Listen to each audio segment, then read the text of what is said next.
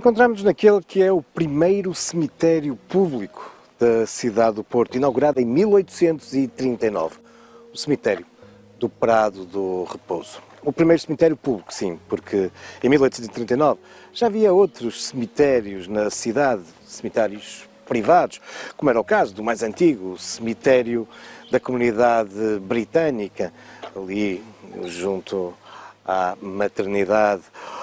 Havia também já, nessa altura, o cemitério da Lapa. Mas este cemitério, o do Prado de Repouso, o seu terreno tem uma história muito curiosa, muito mais antiga. Encontramos na freguesia do Bonfim durante muito tempo. Este era um espaço nos arrabaldes da cidade do Porto, um espaço fundamentalmente agrícola. E era aqui que as autoridades eclesiásticas da cidade possuíam uma vasta quinta, a Quinta do Prado. Contudo, nos finais do século XVI, o bispo do Porto, D. Frei Marcos de Lisboa, vai vocacionar esta Quinta do Prado como uma brévia, isto é, um espaço de lazer, de repouso. Não deixava de ser uma quinta agrícola, mas passava a ter também essa vertente de repouso. O sítio onde, quando se queriam afastar do bulício, das confusões da cidade, os bispos da cidade vinham aqui descansar. Começava por isso a ser conhecido como a Quinta do Prado do Repouso. Entretanto, quando chegamos aos inícios do século XIX, um dos bispos vai abdicar de parte deste vasto terreno para que aqui fosse construído o seminário. E mais tarde, em 1838, já depois da Revolução Liberal, um pouco contrafeito, o bispo acabará por ter que ceder o resto da quinta para que se instalasse, então, aquele que é o primeiro cemitério público da cidade. Curiosamente, nesse ano de 1839, a inauguração deste cemitério fica ligada a um nome que havia sido importantíssimo na história do Porto, nos finais do século XVIII e mesmo naquele início do século XIX. Francisco de Almada. É uma história curiosa, porque Francisco de Almada havia já morrido há mais de 30 anos. Mas a história tem disto. Há uma série de factos que se vão interligando e que acabam por explotar uma história muito curiosa. Uma história que começa em 1757.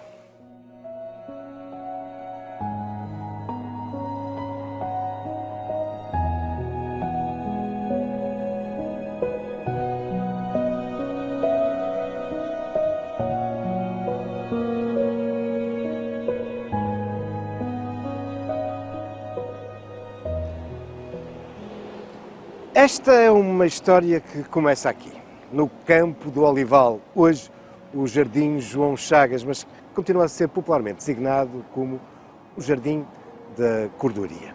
Temos que recuar ao dia 23 de fevereiro de 1757. É quarta-feira de cinzas e um grande conjunto de gente vai se avolumando aqui no Olival. Em grande parte são taberneiros. E começa assim aquela que foi uma das mais famosas revoltas da cidade do Porto, a revolta dos taberneiros. Não muito antes, o todo poderoso Marquês do Pombal, que governa o nosso país, havia criado a Companhia Geral da Agricultura das Vinhas do Alto Douro. É um instrumento que se irá revelar como crucial na defesa da qualidade da produção do vinho do Porto e que será também responsável ao longo dos tempos seguintes por um grande conjunto de obras que irão facilitar o comércio, o transporte, enfim, todo o mundo ligado à produção do vinho do Porto. Mas para todas essas obras, para todo esse trabalho de fiscalização, de regulamentação, de demarcação da área do vinho do Porto, Marquês do Pombal tem que dar uma série de privilégios a essa companhia. Entre eles, o de controlar o comércio do vinho na cidade do Porto, o que fez disparar o preço do álcool nas tabernas da cidade. E por isso, os taberneiros estão agora revoltados e rapidamente vão tendo o apoio de uma série de população que se junta aos taberneiros. Daqui, do Olival e através da rua da Vitória, irão descer através das escadas da Esnoga, que nos recordam o antigo tempo em que esta área era a judiaria do Porto. A Esnoga, afinal, é uma referência à sinagoga. Bom, através destas escadas, descem até à Praça de São Domingos. Aqui vão forçar o juiz do povo e depois, mais tarde, através da Rua das Flores, também o tabelião, para que, como se fosse possível, decretassem o fim da Companhia das Vinhas do Alto Douro. Bom, os ânimos estão muito animados, mas quando chegamos ao fim dessa tarde, graças à procissão que os franciscanos do Mosteiro de São Francisco fazem, os ânimos vão-se acalmando. Ora, quem não se vai acalmar é Marquês de Pombal. Perante esta revolta, perante este pôr em causa desta sua decisão, o todo-poderoso Marquês de Pombal, apenas 4 dias depois, a 27 de fevereiro de 1757, vai nomear um homem da sua total confiança para vir esmagar a revolta do Porto. Esse homem vai ser João de Almada e Melo, alguém que irá depois, durante as décadas seguintes, marcar a história da cidade.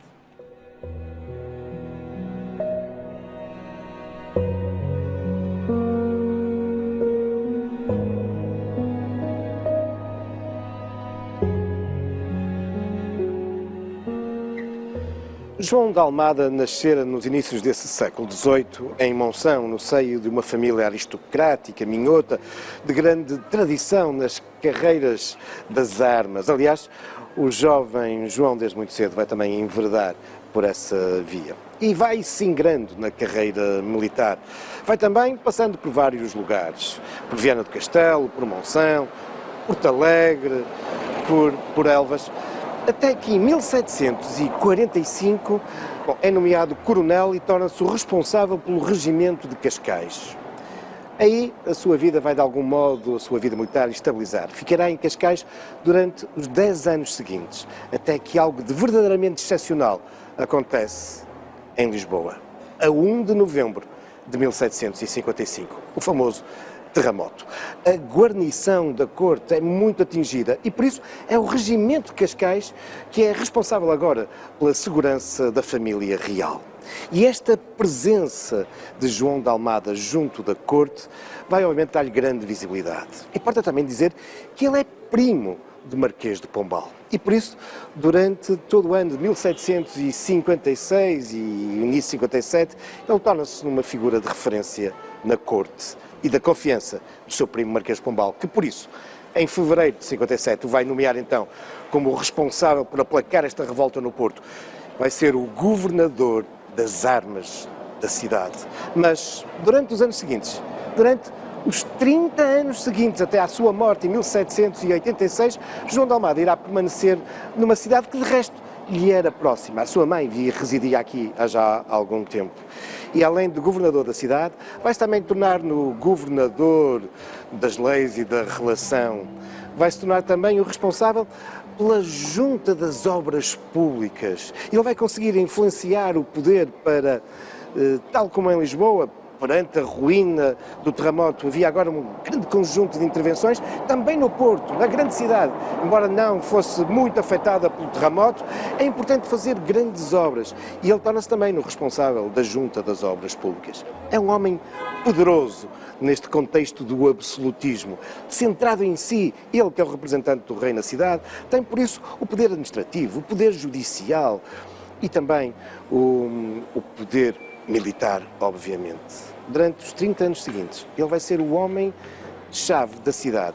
Mas apesar de um déspota, apesar de ligado ao absolutismo, é um homem esclarecido. Faz-se rodear por gente importante, como, por exemplo, o influente homem da comunidade britânica John Whitehead. E João de Almada vai se empenhar na modernização da cidade. A ele devemos muito da imagem do que é hoje a Baixa do Porto. É ele que vai, em parte, mandar demolir as velhas muralhas medievais, que considera que eram um espartilho à cidade, para que esta possa crescer. E vai mandar rasgar uma série de estradas que irão ditar o desenvolvimento do Porto durante as décadas, séculos seguintes, como a Rua de Surfeita, a Rua de Santa Catarina. Vai também ser o responsável por profundas transformações na zona ribeirinha, alargar a Praça da Ribeira, abrir a Rua de São João, que se torna agora no grande eixo, ligando a zona ribeirinha à zona alta da cidade. Ao mesmo tempo que está empenhado na construção de grandes edifícios, é um dos responsáveis pela introdução do neoclássico entre nós, com a feitoria inglesa, o Hospital de Santo António, o início da construção do que virá a ser a Academia Politécnica do Porto, hoje o edifício da Reitoria. Tudo isto é feito não de uma forma casuística, mas obedecendo a um plano. O plano de melhoramento da cidade. Quase que podemos considerar o primeiro plano diretor municipal do Porto. E durante as décadas, mesmo mais de 100 anos depois, esse plano continuará a ser seguido. Um plano que previa uma série de outras coisas que João de Almada já não verá em vida, mas que serão depois concretizadas. Como, em parte, esta rua. Uma rua que sai de uma das portas da cidade, a Porta dos Lóios, e que se torna agora na grande via, na grande estrada em direção a Braga. Ele tinha criado a Praça Nova, aquilo que nós chamamos hoje a Praça da Liberdade, a Praça Nova das Hortas, uma vez que esta zona do lado de fora da muralha era as Hortas. E é então aqui que ele vai abrir o início desta estrada, que se vai chamar a Rua Nova das Hortas. Uma rua que depois será concluída e ficará com o seu nome, a Rua do Almada. Uma rua que vai ser concluída por uma figura que vai ser crucial a prolongar a obra de João de Almada, o seu filho, Francisco de Almada.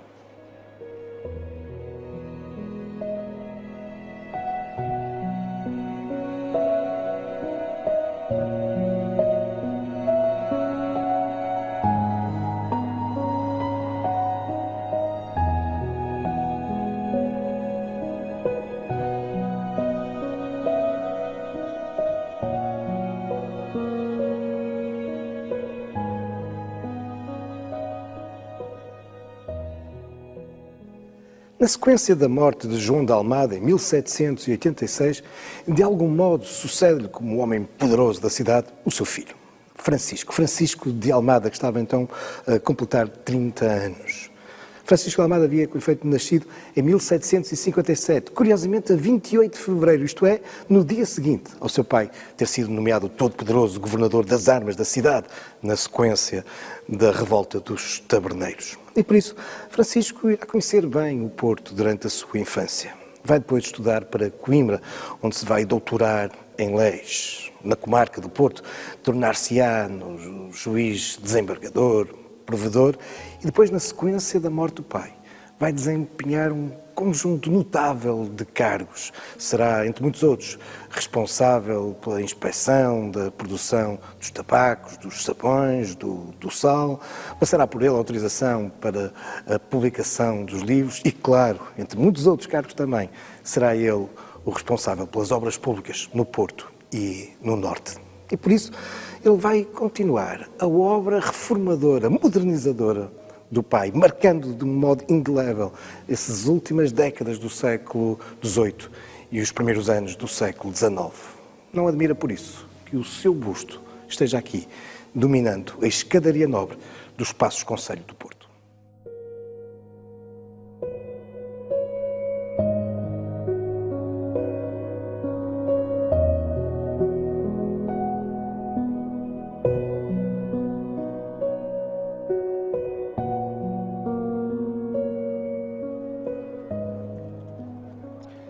É marcante a ação de Francisco de Almada na cidade. No fundo, prosseguindo o plano de melhoramento da cidade que havia sido gizado pelo seu pai, mas acrescentando também alguns projetos da sua autoria. Francisco de Almada fica ligado, de facto, a estruturas marcantes no Porto, como o edifício real Casa Pia, que muitos de nós conhecemos como o antigo edifício do Governo Civil, ali junto à Praça da Batalha. Será ele também o responsável por outros edifícios neoclássicos marcantes do Porto, em grande parte também a conclusão da cadeia da relação e, claro, igualmente o quartel de Santo Vídeo. Aliás, a conclusão da Rua do Almada, como vimos, é da sua autoria e todo o arranjo do campo de Santo Vídeo, hoje a Praça da República.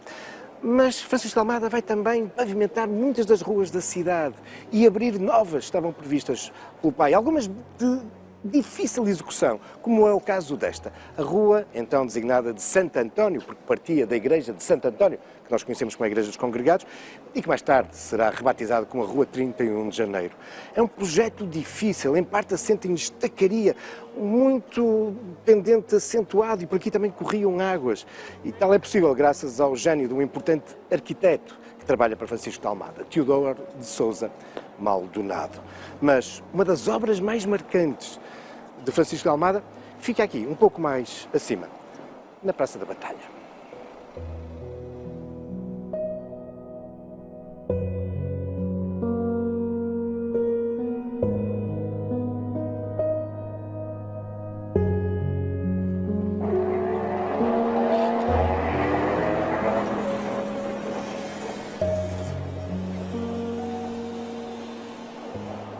O Real Teatro de São João, hoje o Teatro Nacional de São João, foi outro dos grandes projetos concretizados por Francisco de Almada. É óbvio que esse teatro que o corregedor manda edificar e que é inaugurado em 1794, não era este edifício. Este data de 1920, é um projeto de Marques da Silva e que veio substituir o teatro que aqui existia, mandado construir por Francisco de Almada e que havia sido consumido por um pavoroso incêndio em 1908. Mas não deixava de ser um edifício marcante e que veio responder, de facto, a um sonho de Francisco de Almada. Ele queria que a cidade do Porto, à semelhança de Lisboa, tivesse um grande teatro, uma grande sala de espetáculos, porque até aí a única sala de espetáculos digno desse nome, mesmo assim, eram umas antigas cavalariças de um palácio existente no corpo da Guarda. Mas agora, Francisco de Almada, nesses finais do século XVIII, vai concretizar o seu sonho, um grande teatro, e para o seu projeto vai encomendá-lo nada mais nada menos do que ao cenógrafo do Teatro São Carlos, o italiano Vicente Mazaneschi. O teatro fica pronto e depois iremos assistir a uma programação muito qualificada. Mas importa dizer que, ao contrário de todas as outras obras, esta é um projeto pessoal do próprio Francisco de Almada. Ele vai aqui aplicar a sua fortuna pessoal na edificação do teatro, do Real Teatro São João e depois na sua programação, contratando músicos, companhias teatrais e musicais, consumindo até ao último tostão a sua fortuna pessoal. 10 anos depois, em 1804, Francisco de Almada morre na miséria.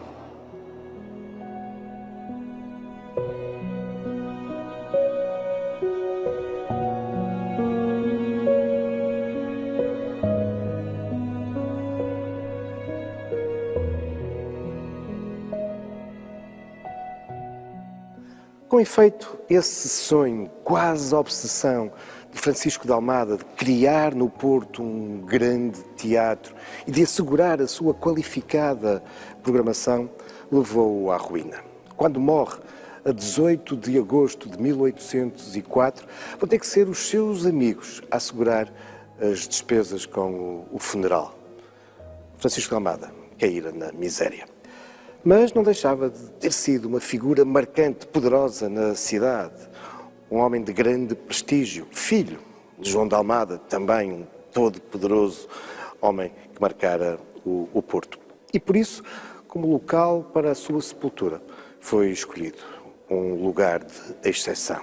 Aqui, na Igreja da Misericórdia do Porto, junto à Capela Mor. Foi aqui que ele foi sepultado. Uma igreja quinhentista, mas que nesse século XVIII, onde grande parte se decorrera a vida de Francisco de Almada, havia sido objeto de uma importante intervenção barroca, nomeadamente a sua fachada, da autoria de Nasoni. Aqui, será a última morada de Francisco de Almada. Ou pelo menos pensava-se que seria, porque afinal, 35 anos depois, Francisco de Almada vai ser o principal protagonista daquele que virá a ser o primeiro cemitério público do Porto, o cemitério do Prado do Repouso.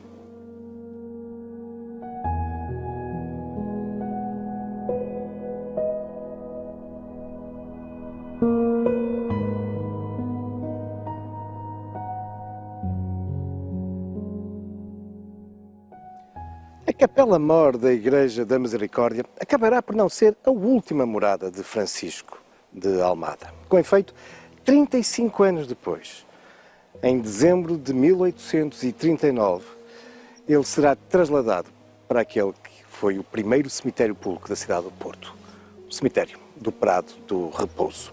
É óbvio que quando ele morre e é sepultado na Igreja da Misericórdia, não existiam ainda cemitérios.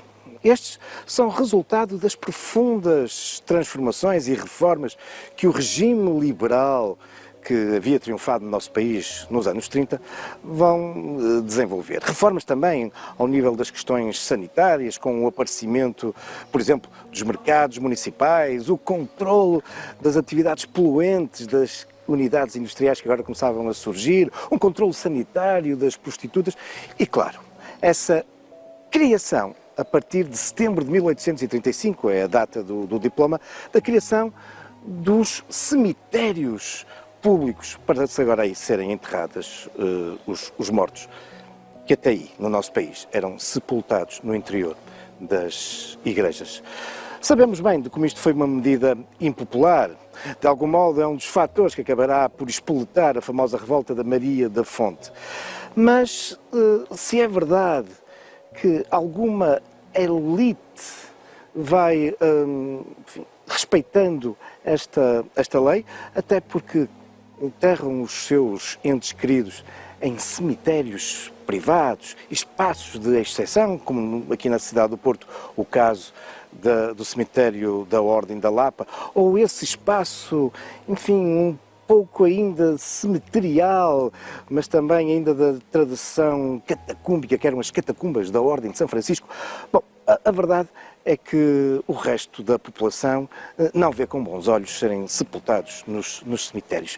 E por isso, quando este cemitério é inaugurado, a opção recaiu sobre inaugurá-lo colocando ou trasladando para aqui uma figura que fosse um notável da cidade, para dar um exemplo ao resto da população. E é aqui que vamos ver surgir, de novo, Francisco de Almada.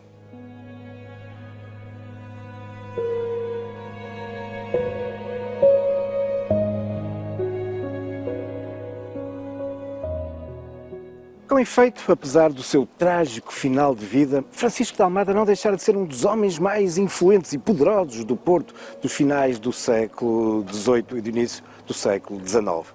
E por isso foi ele o escolhido para, de um modo simbólico, em dezembro de 1839, inaugurar o cemitério de Prado do Repouso com a trasladação dos seus restos mortais para aqui, demonstrando assim, dando um claro sinal que este era um espaço qualificado, um espaço que mesmo os mais poderosos o escolhiam como a sua residência final. Esta relação de Francisco de Almada com o Prado do Repouso será reforçada alguns anos depois por um busto concebido por um dos grandes artistas portugueses, Soares dos Reis. De resto, ao longo de todo o século XIX e XX, o cemitério de Prado do Repouso ficará marcado por relevantes intervenções artísticas. Mas isso são já outros factos, também algumas lendas, futuros caminhos da história.